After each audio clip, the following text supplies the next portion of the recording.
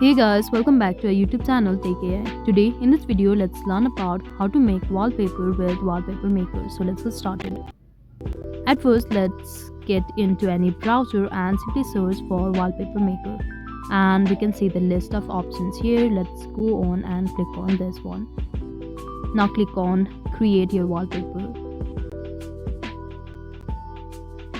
Now click on wallpaper over here and you can choose any of this, or you can simply click on create from blank as well. Let's go for phone wallpaper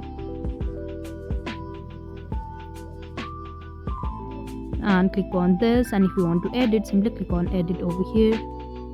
Now you can change the wallpaper, you can add graphics, add any data you want, or change the color, and once you're done, simply click on this download button over here to download it. So that was all. I hope you liked the video. Please do like and subscribe. Thanks for watching.